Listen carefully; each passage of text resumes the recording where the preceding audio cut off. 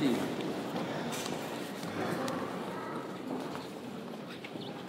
Si vous avez, chers fidèles, chers pèlerins,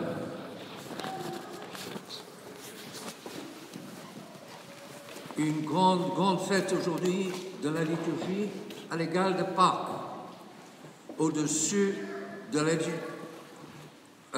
ayant un rang supérieur à la liturgie de Noël, la grande fête du Saint-Esprit, dont nous avons, y a-t-il besoin de le dire, grand besoin aujourd'hui.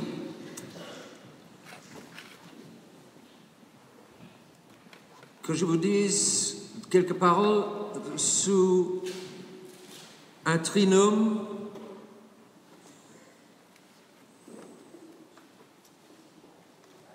consternation, confiance, compassion.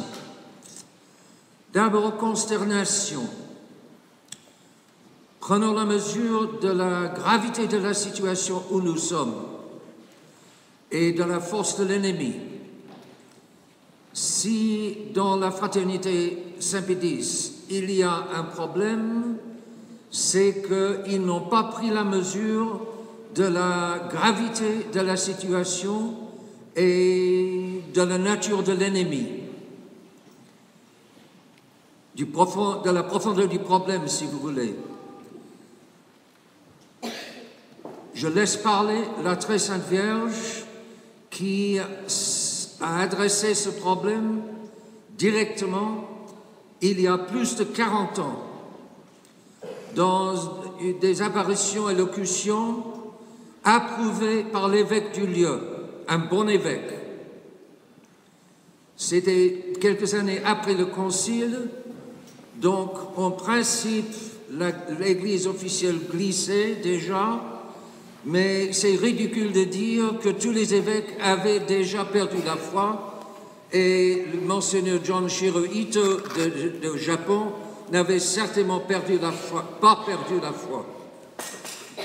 Alors, il a bien étudié les phénomènes d'Akita et il a officiellement approuvé. Il a pris sur lui, contre la conférence épiscopale du Japon, il a pris sur lui d'approuver. C'était bien son droit et s'il avait bien étudié la question, son devoir de prononcer aux catholiques qu'il pouvait prendre au sérieux ces phénomènes. Personne d'entre nous n'est obligé de prendre part au sérieux, mais disons, cela correspond parfaitement à la réalité, ce à quoi on s'attendrait bien de la part de la Très Sainte Vierge Marie.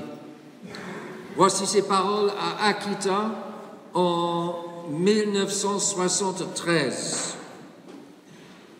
Elle parlait à une sœur d'une petite congrégation de sœurs priantes. Et cette sœur était complètement sourde aux paroles humaines, mais elle a parfaitement bien entendu avec l'ouïe de l'esprit ce que lui disait